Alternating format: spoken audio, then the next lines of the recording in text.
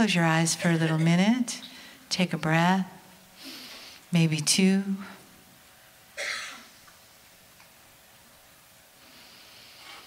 And feel the flame of that sacredness inside of you softly, right around your heart. And as you breathe, let your awareness and your breath go into that sacredness inside of you, saying, yes, I am sacred. We are here in this beautiful vibration of energy, of ancient ones, of ancestors, of the land. And together, we breathe that in, and it's familiar. And our cells say, yes, I remember. And our cells say, yes, I'm ready for more love. Yes, open the wisdom to me. Open the wisdom way. Open the way of healing. Open the way of light.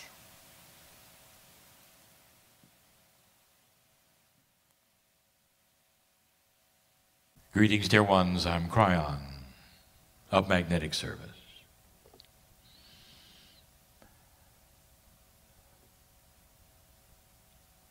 It's a quiet time. It's a short message. It's about belief. It's about channeling. It's about allowance of thought. It's about being stuck in paradigms when you don't have to be. Dear ones, this is called a channeling. My partner steps away. There are those who say, well, he's in trance. He's not. Well, there are those who say, well, he is a mediumship. He's not. Channeling has no attribute that has a word in any language. It is a meld between the higher self of the individual and the other side of the veil. If you believe you have a piece, a part of God inside you, then there has to be what is called a higher consciousness inside you. A piece perhaps of your soul which vibrates higher than the corporeal in you. And some call it the higher self.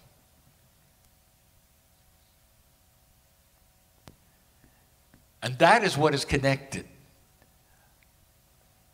to a vastness of creation that allows these messages to come through. Channeling is common through history, called other things. We've told you before, a musician channels, an artist channels, connects in a way that some call as pure creative energy. It passes through that corporeal veil and picks up the beauty of the planet, the melodies, the art, the sculpture, the poetry. That's channeling. But let's get to the basics. Right now, as I talk to you, there are those who would never, ever listen. It doesn't matter if this is available for anyone to hear at the touch of a switch. They will run from it.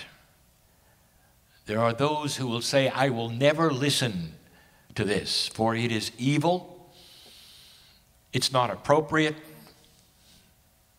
it's wrong. And I want to tell you why, dear ones. It's tradition, and you don't even know it. You're going on information that has been given to you by those you trust, perhaps even those you love. You grow up perhaps in a belief system that your parents grew up in. And from the beginning, they will tell you what is right, what is wrong, what the doctrine says, and you will see the love of God in them. Perhaps it's by a spiritual teacher in a system, and you can see the love of God in them.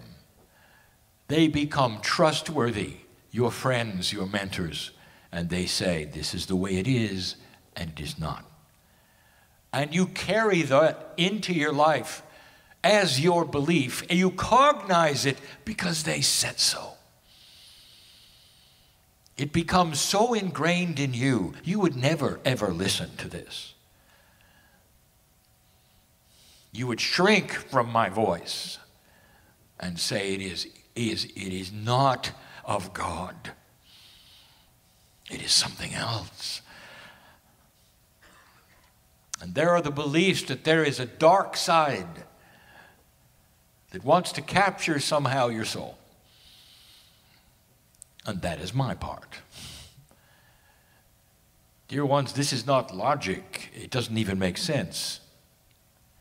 It's what you were told. And if you are in that mindset at this moment, listening to this for some reason, keep listening, please. For this message is all about you. It's about love. And it's about spiritual common sense. The way some belief systems have been developed is so interesting and so human. And we've spoken of this many times. And we ask you to weigh in the balance your logic and the logic of love. And we speak of the consciousness of the Creator. And I say, do you believe in God? And you may say yes.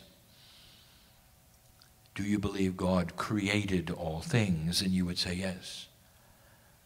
Do you believe God created human beings? And you would say yes. Do you believe the human beings were in God's image? That is to say, consciousness emulates love. And you would say, yes, that's what Scripture says. And then I'd say, what happened? Because suddenly you are not able to connect. In fact, your doctrine will say that somewhere along the line, you misbehaved. And your misbehavior removed you from the Creator. That the infinite love and compassion of the Creator turned its back on you because of your bad behavior. In addition, all of those born after you, all of the innocents will share in your misbehavior. They cannot contact God either. God has turned the compassion of the universe against you. And if you want to talk to God, it's got to be through an ordained human being who is able to do it, and you're not. And you would say, that's what we've been told. And I ask you, does it make sense? And you would say, yes, it still makes sense. This is the doctrine. For all have misbehaved. And because they have, they fall short of the majesty of the Creator. And therefore, they have to raise themselves up and do something. They have to suffer, go through others in order to reconnect. And then I start asking you these questions that I've asked again and again and again. Please suspend for just a moment everything you've been told and listen to this. Would you do that to your children? If they misbehave, will you slam the door and say, you're out of here? Not only that, the grandchildren are too. Because you misbehaved, I am not going to talk to you. I disown you and all of your descendants. And you would say, a parent would never do that. Unconditional love for the child. They pick themselves up, you forgive them, you help them into the next. And you do it all your lives. Dear ones, you do it all your lives. That's the love you have for your child. And so here's the question. At what moment did God become dysfunctional and less than you? Can you put this together? At what point did the ultimate compassion and love of a universal creator become so dysfunctional that it wasn't even as strong as a human love for this child? And you'll say, but that's what we were told. And I say to you, does it make spiritual sense? Can you love God differently and stay in that structure that is all about the love of God? Maybe you got a piece of it incorrectly. Channeling is connecting to this source. It's always been there. It's for you, it's for all. And if you let a men's doctrine get in the way of the love of God, I ask you to simply question the energy of the decision. Could it be that God is much, much bigger than you were told? When you sing the praises of your prophet, of your God, you can feel the love. It's a connection. I am singing the praises of the Creator right now, in my chair with my partner. That's what I'm doing. And you can feel the love. Dear ones, the connection to Spirit is absolute. All of you can do this. Silently alone in your chair while you walk around, while you talk to Gaia, and the energy pours out of the ground and congratulates you for awareness that you're bigger than you were told you were. That's the plea that Spirit has to humanity. There's nothing wrong with the culture you're in and the beliefs. It's all about the love of God. But perhaps you can connect the dots and see it's more personal than you were told. And that there is no bad behavior that would separate you from you, because you are the love of God. Inside you, corporally, right to the center of your being, is God. Different than any mammal on the planet, awareness, your creation stories, dear ones, all speak of a time when you were given this, the knowledge of black and white, discernment, God inside you. It's everywhere on the planet. Take a look. Now connect the dots. God did not turn the back of compassion on you. In fact, it's just the opposite. All your life, there's been a handout, beautiful, glowing, smiling, that said, won't you find it? There is love here. Direct love. Take the hand of Spirit and start channeling. Find the creative beauty of your own intuition here. Channel that which is your higher self and find joy in your life. Connect directly. It's not that strange, really, is it? And there will be those who say, yes, it is, and turn their backs and walk away. And that, dear ones, is free choice. And I want to tell you, if you do that, you have a God that still loves you just as much, even with that behavior. It's unconditional, just like you and your children. Should it be any less? Why should it be any less? In fact, it should be much more. It is. Can you celebrate that it is? You sit in a beautiful place, and I don't mean the country, or I don't mean that which you see outside. The beautiful place is you. Sacred to the core. Beautiful in the eyes of God. A family that keeps returning to the source. We know your name in light, not in dark. Think about it. And so it is. Let's close eyes, take breaths. Come into your body. Come into this beautiful vessel. Feel where you're sitting on the chair and just relax for a moment. Let your body soften. Let your breathing soften. Come to a place inside that's just a gentle you, a soft you, a receptive you. And let your next breath be for your physical body, for the life that comes from living in this world. Just breathing physical breaths.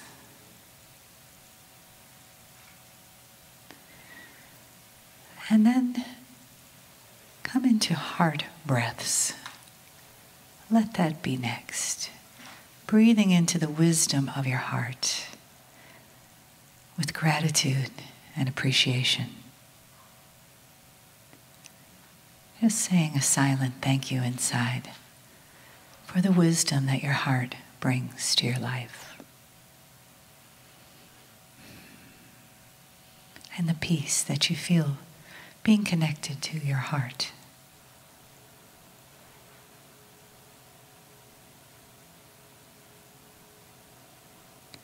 And as you continue with your next breaths, feel your spiritual connection. Feel the greater self that you are, the higher self that's inside of you. And breathe your appreciation into that place. Your body, your heart, and your wisdom together, forming this beautiful package of you. This lifetime, this perfect, sacred, and magnificent you here to receive, here to experience, here to transform perhaps, and here to feel the love that's in the room with this family, that's in the room from this land, and that comes to this room with the love and the honoring of the human from Kryon.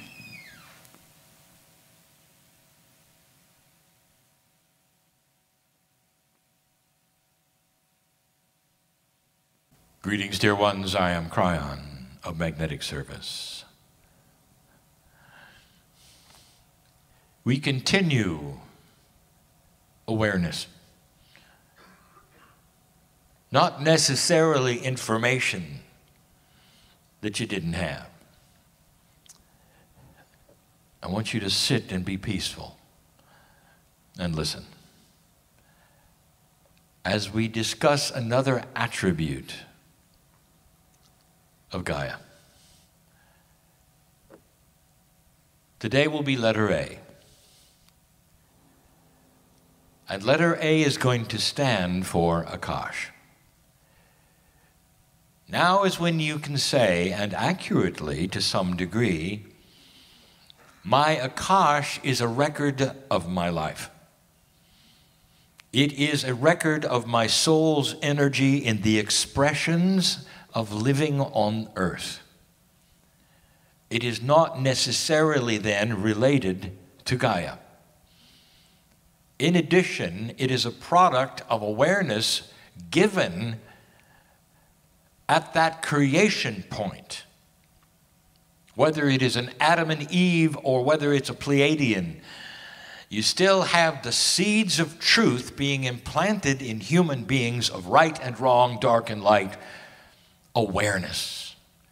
That is when the Akash began. And so you would say, therefore, it is not one like yesterday of a genealogy where you're part of the dust and the dirt of the earth, of the very soil. And you would say, so you can't really relate that as much to Gaia, or perhaps at all. I want you to sit and be peaceful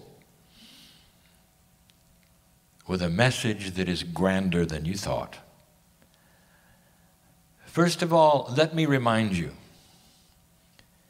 that the partnership with Gaia is all about your experience. The crystalline grid on this planet, often called the Gaia grid, is part of you and the earth. It did not come with the planet. It was set up by those who seeded you.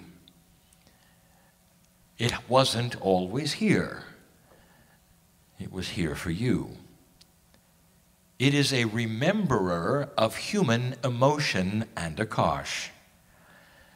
It remembers things that take place only with humans. It helps to give you feedback. It is a fast-track device of consciousness. Example, if you are sensitive, and if you go to perhaps a cemetery, or perhaps even more so, the scene of an ancient battle, and you walk on the planet right there where it all took place, a sensitive will feel it. Especially in a battlefield, there will be the dying, the sorrow, the pain. Some have even said they can hear the cries of those who were calling the names of their mother as they stared into the dirt. And I ask you yet again, human being, what is the mechanism of that? You don't simply automatically feel history. That's not what the human is built for. It had to be transmitted to you. It had to be remembered somehow by the dirt of the earth. Gaia, the crystalline grid, is responsible, therefore, for tempering your Akash. It remembers what you've done. It gives feedback of what you have done to others who come there. Right now, the crystalline grid remembers what humans think is the most rememberable thing, and that is fear, horror, and trauma. There'll come a day when humanity remembers celebration and joy equally, instead of the bias you have now, which you can clearly see on your news. And when that occurs, it will then reflect your consciousness as a new human. Is it possible that there is a Gaia attribute that is married or allied to your Akash? Oh, stay tuned, there's more. But just that starts to show you that Gaia is not separate from your Akash. The planet itself has been here through everything you have lived through. In this very room, old souls, both genders, guaranteed. Small, gentle women who in the past yielded a very strong sword. Warriors, you were. We've said this before. Big men who had many children. You had the experience of humanism, and everything that you accomplished and did and felt through birth and death many times, collected and stored in your DNA, available when you became a bit more aware, which is now. That is the system. But all through it, you've been on the planet, and the planet has seen you, reacted to you, worked with you, the crystalline grid remembering it all. A video was given you today that those who are not here will not relate to. A child was taken back to his former life. He said he was a soldier who was killed, and when he went to the place where he visited the death of his past life, he reacted. That, dear ones, is the crystalline grid. It was there when he passed. It talked to him about his own passage.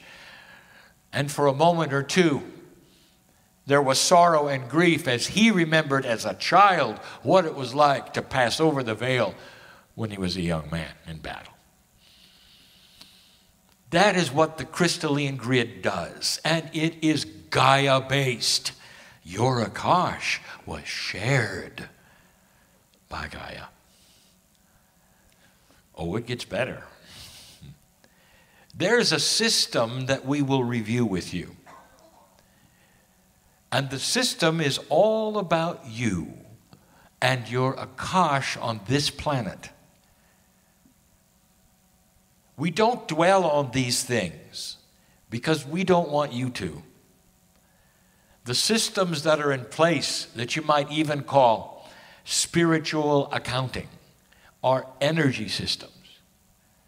Just like there is a system when you come and go from the planet of how you choose the next incarnation, who is involved, how many times are you one gender or another. It is not a roll of the dice. It is not random. It is beautiful, it is planned, it is by you, there's a system there, and it works. There's also a system for how Gaia keeps track of who comes and goes. The cave of creation. Misunderstood by almost everyone. It is not a three-dimensional cave, and yet it has attributes of one. It is a multi-dimensional place on the planet, beneath the planet, within the planet, that will never be discovered. It does not radiate energy. You cannot find it and won't. But it is the coming and going point that is the alliance of the human soul and life on planet Earth. And in this cave, metaphorically,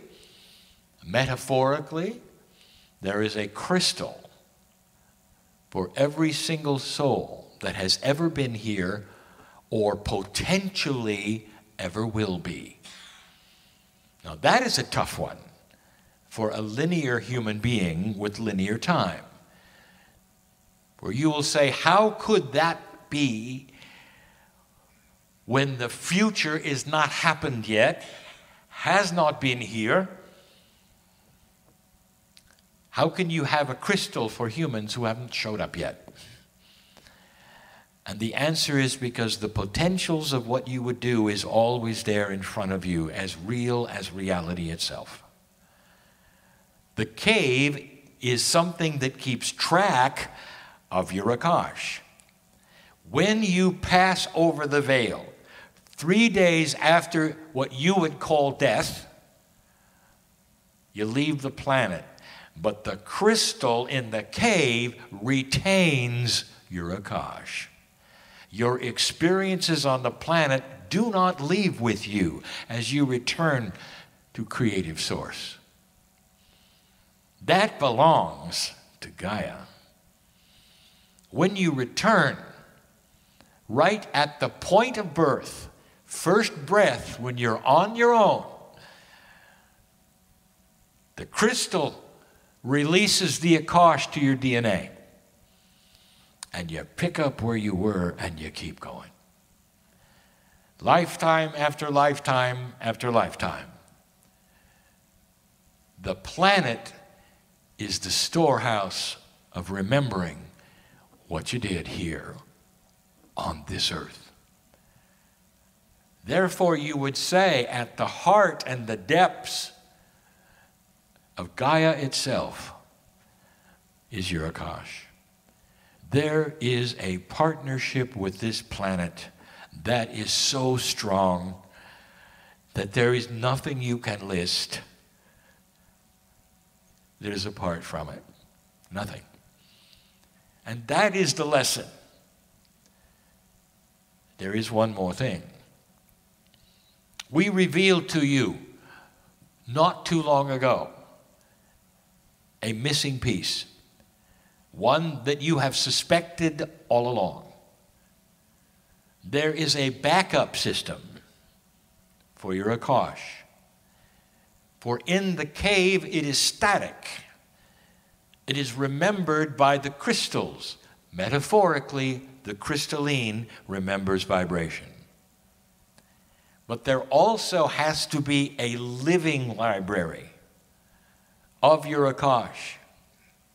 Because your Akash represents life on the planet, not a static remembrance in a cave. Complex as it might seem and occur to you, there is an alliance between the static remembrance and the living remembrance. This planet is involved in remembering humanism. All that is here is a partnership with human beings and their souls for what you are doing. And the living library of the human Akash you will find in the whales of the planet. They don't know it, not really. They don't have the intellect to know it, but they know it.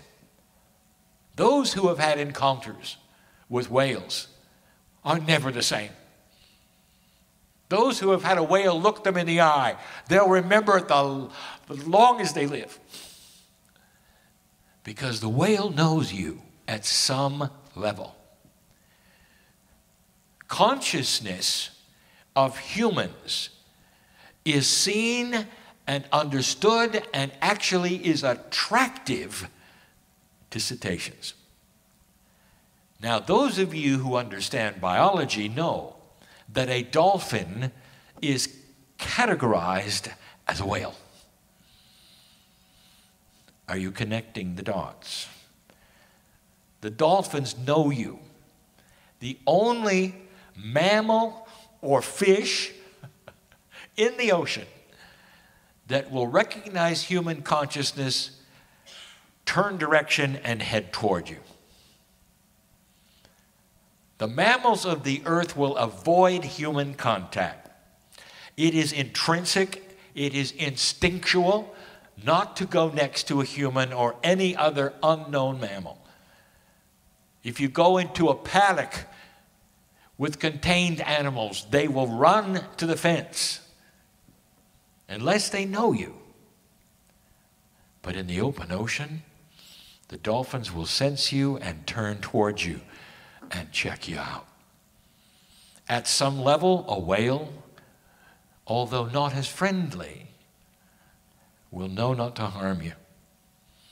So many stories in the open ocean of sailors seeing this, knowing this, having experiences with this, being awed by it, and now you know why. It is so obvious, dear ones, that they are different than any other mammal in existence. How does this feel to you? Does it change how you feel about the earth or the mountains or the trees or the water? It should. You see the majesty of the mountain, and it sees the majesty of you. The earth exists for you, all of it. And the Akash, very much allied with Gaia. And that's the message of the letter A. And so it is. So on behalf of all of us, thanks to all of you. We wouldn't be here without each other. So big breath in.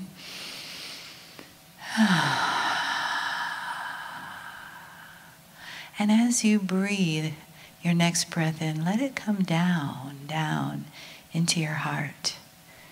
And feel the song in there. The song of love, of compassion, of connection. The song of the ancient ones of this land and of this planet. And let your breath just take you deeper into that feeling. Feeling Gaia beneath your feet. It may look like a conference room floor, but she's beneath that. And she holds us every step as we come together and as we go apart. And as we take this family inside of us, this family around us, with us, and the light shines before us. Each step are sacred steps, opening us to the love that's in front of each step. The light's shining from within and from without. Done so in the greatest love.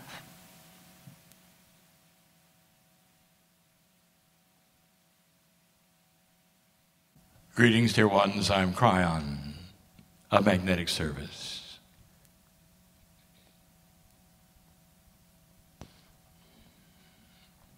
Again, those listening and not present have no idea of the energy in the room.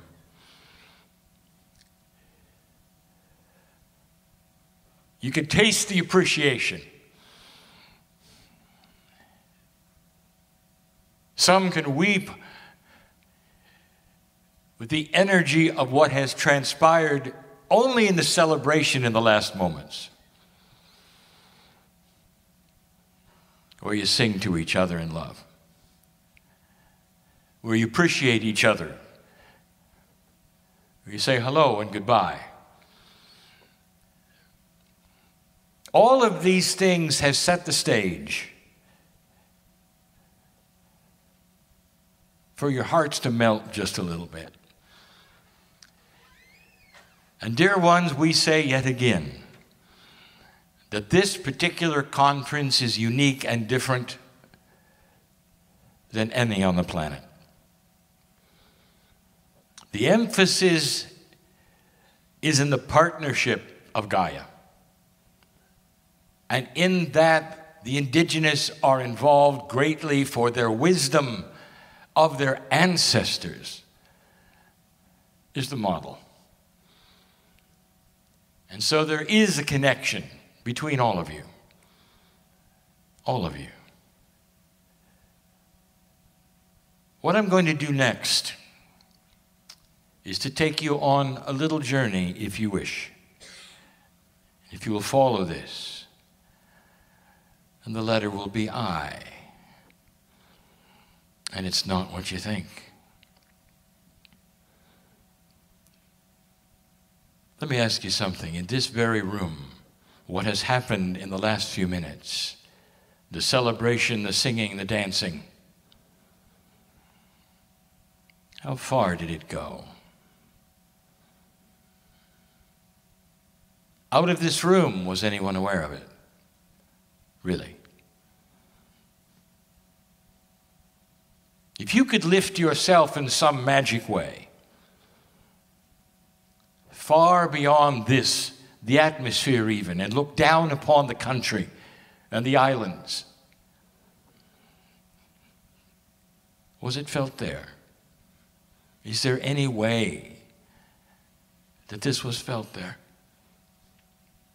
Back out further. So the earth becomes simply the little blue marble in space. And you're now standing within the scope of the solar system. And you can see the mighty sun. And some of the planets, including the earth. Was it felt there? I want you to back outside of your solar system so that the system itself is small and the sun is small. And now you're in the vastness of interstellar space, as defined as that part and matter between suns in your galaxy. Was it felt there? The answer to all of these things is yes. Who felt it? We did. On the other side of the veil is the creative source, and inside you is the creative source. There is always a connection. Therefore, what you saw here and what you felt here was seen all over the galaxy. Can you believe that? That there is a source of creation that cares about you so much that when you celebrate, it celebrates, and when you cry, it cries. That's how big it is. No matter how small you think you are, you can't hide from the love of God. You just can't. Interstellar space. That's the I. Let me tell you something. This is information that we have given before. You need to hear it in this context. Your solar system goes around the hub. In your galaxy, it circles the middle. Astronomers know it, you know it. That's not a mystery. That's just the physics of astronomy. All of the stars are united as one and go around the middle at the same speed. That is a discovery only recently. It's almost like they were connected in some way, entangled perhaps, so that they went around as one. But what they do as they go around is they move into different areas of interstellar space. Let me try to explain this in this way. When humanity began, your galaxy was in one position around the middle. And now, as humanity continues in this shift, it has moved slightly around even further. You have never experienced one revolution around the middle because it is so vast. And so you might expect that as your solar system moves around the middle and rotates, you might understand that there is the potential that it would move into different kinds or energies of interstellar space. It does, and it has. How does this connect with Gaia? Just wait. The earth is Gaia. All that is here has been prepared for you as human beings. One of the things that's so difficult for you to imagine is the fact that you stood by and watched as it cooled, as the oceans began, as the continents moved around. During that entire time, your solar system was moving around the middle. Your solar system doesn't sit there and rotate in a static area. It's moving around the middle of the galaxy. All through human life, the part of space you have been in has been the same. You've been almost in what we call a bubble. It's a bubble of energy that you moved into several 100,000 years ago, and you have been in that bubble, the solar system, for the duration of humanity, all of the past lives. Nothing has changed. Suddenly, you are moving and approaching another kind of interstellar space. The solar system itself is starting to go into that slowly. Out of the bubble it has been in. It is not an accident. It was planned. Dear ones, there is a system around this shift that you have of consciousness.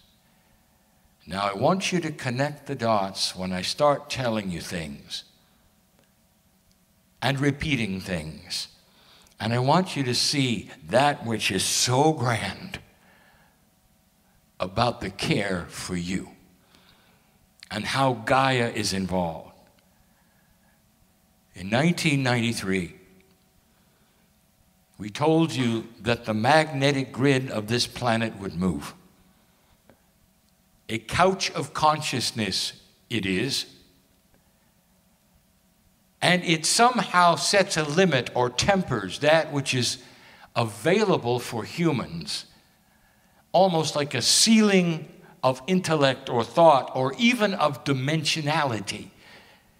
And that this grid had to shift in order for the consciousness of the planet to move into its next incarnation and evolvement.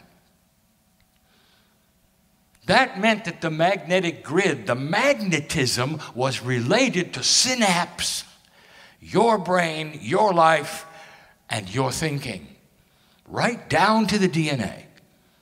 That you needed it for life.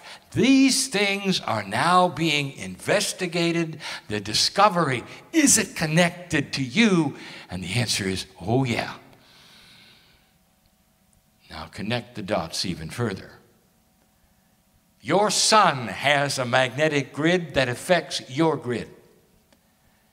If your sun changed and its magnetic grid started to also move and morph, and the energy was slightly different, it then modifies your grid because the heliosphere is always pushing itself into your grid. Is it too much to think that perhaps the sun might be involved in your consciousness? And what do you think would move its magnetic grid in a different way after eons of being the same? And I'll tell you what it is. It's your solar system moving into another part of interstellar space. There are astronomers who will back this up. This is not all that esoteric, dear ones. Is this solar system moving into a new part of interstellar space? And the answer is yes. Is it a part you've never seen? It is. Will it affect your sun? It will. And the sun will then project a new energy onto this planet's magnetic field, enhancing you, allowing for growth and that which has never been before. There will be those who will tell you that they are afraid of what's coming. And then there will be others who see it clearly. Science will see it clearly and say, look, this may actually posture the human brain's thought patterns. And there are those who say, what if humanity had destroyed itself? Would you still be moving into these grand areas of space? The answer is yes. There just would be no one here to evolve. It's always been the plan. It's no accident. What a timing. Gaia is about to be enhanced even further for you. Is it possible that the love and the compassion just a few moments ago that you felt goes all the way out to the middle of the galaxy? And it does. That is the beauty of multidimensional things that are not restricted to that which is your 3D. I want you to remember this. There has been an imprint today that's stamped right here that goes everywhere. And it's timeless. You'll remember this day, the things you learned, the things you did, the energies you felt, and the joy of the moment. Until your last breath, that is your legacy. It is the privilege of the human brain to recreate things. Even if you're in a closet by yourself, you can sing the songs you sang today. And because time is not what you think, you're right back here. And that part of the interstellar space that welcomes you now knows you. Because it was set there by the creative source. And you are part of the creative source. Welcome to a new world that you created. And get used to some of these things that are grand beyond anything you could imagine. The galaxy knows who you are, dear ones. All of these things, outside of the purview of reason, someday will be recognized as truth. Let the compassion, the knowledge, the decisions, the summaries that you did today, the imagination of a better planet, let that be that which sticks with you as you leave this place. I have one more channel today, one more message to you. And so this will be the end of this one. And so it is. So as you come into your magnificent sacred selves for this final channel, let's just take a moment to let each breath fill us with gratitude.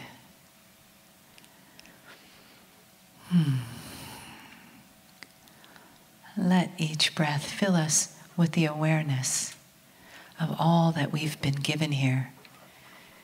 Days, nights, together, this beautiful family. This family of light and love. And how we multiply our gratitude and our grace when we're together. It's not 1 + 1. It's 1 times 1 times 2 times 200. So breathe into that grace and just let it fill you up.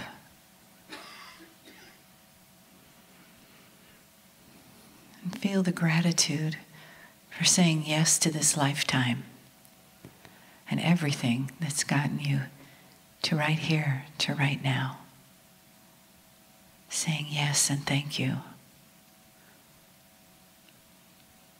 And as your awareness continues to grow, expand, and heal,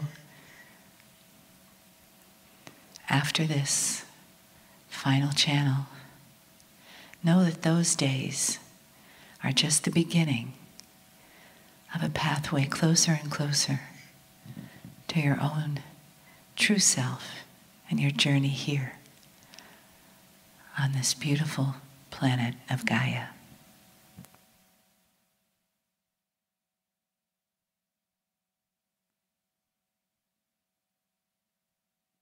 Greetings, dear ones. I'm Kryon of Magnetic Service.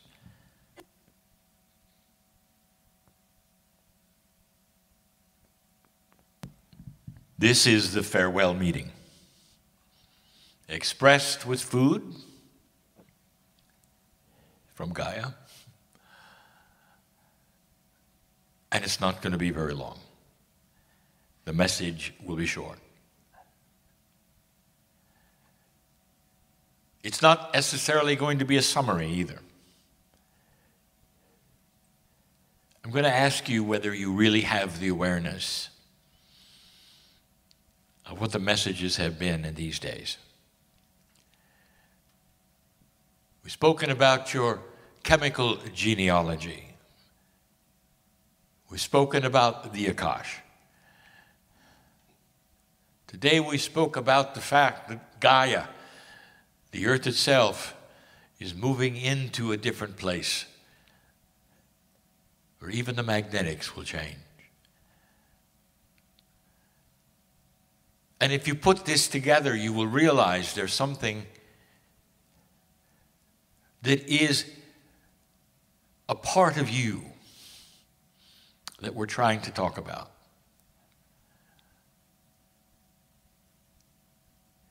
I want to ask you a question. When you go outside, when you go into that part that is so beautiful, even if you sit in the grass by the lake, here's my question. Is it just beautiful, or does it talk back? Is there something about the planet that actually has an energy that you can relate to that is you? Or do you separate yourself and just celebrate its beauty?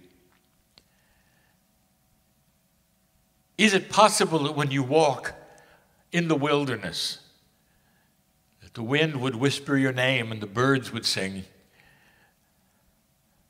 about who you are? The A, the last letter of Gaia, is we're always there. Always there.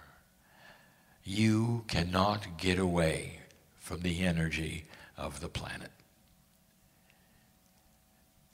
Even those who someday will venture into space, create their own magnetic field, which is a simulation, so that their biology will exist for a while, even they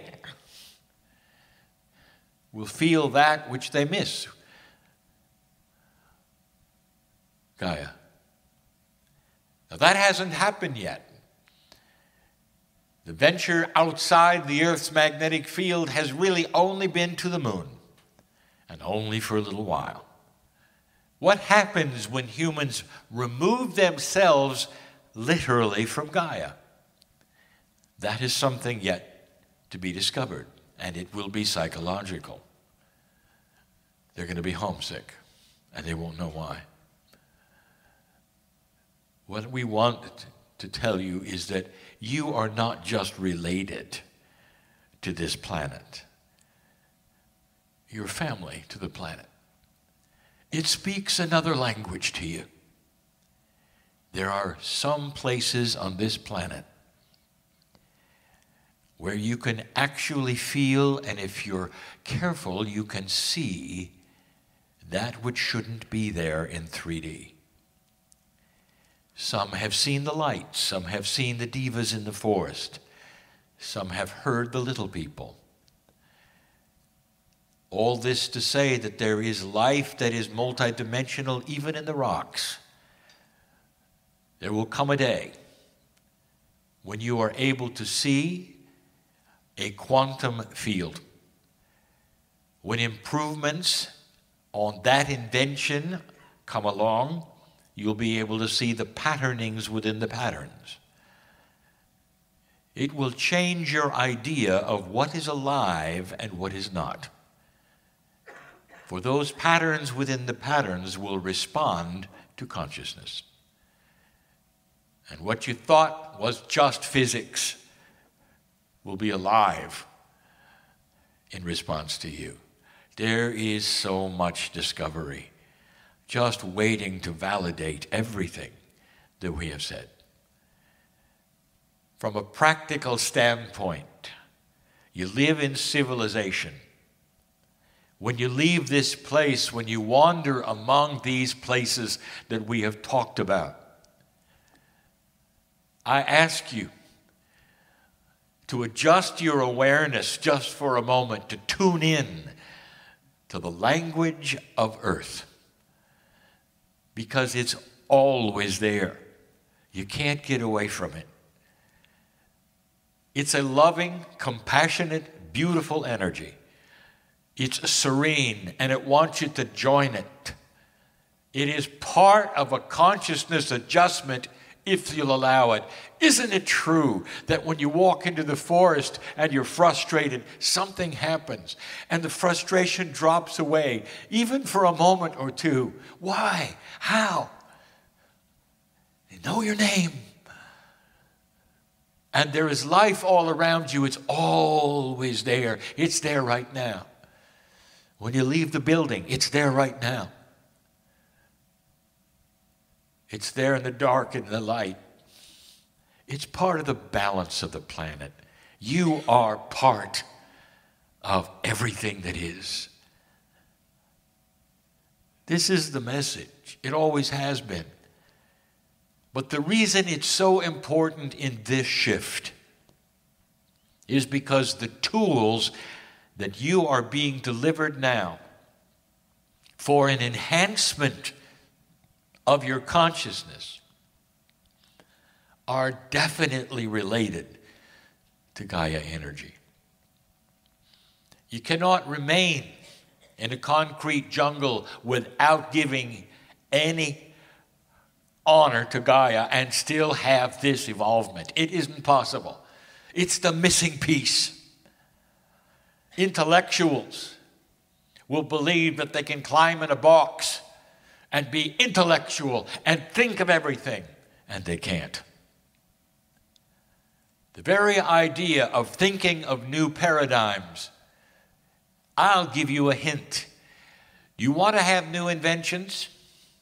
Would you like new paradigms? Would you like to make things obsolete that don't work anymore and move into new thoughts that haven't occurred to you yet? I'll give you a hint. Walk into the forest and listen, because Gaia knows it all. How many inventors do you know had their aha experience with nature and not in the laboratory? This is a hint, dear ones, that the completion of the evolutionary process of the consciousness of humanity must be related to the planet. Get out more often. Listen to the wind as it speaks your name in love, compassion. And the message that you'll hear is you deserve to be here. You're part of all of it. No mistake. And that's why Gaia knows your name. Always there. It's beautiful. What a nice way to finish. With a sentiment, not just of beauty, but of family. And again, I tell you that the ancestors have given me permission to channel this information with open arms, because this is the message of the ancestors. They all knew it. They all knew it. It's a return to information that is profound, beautiful, spiritual, and always there. And so it is.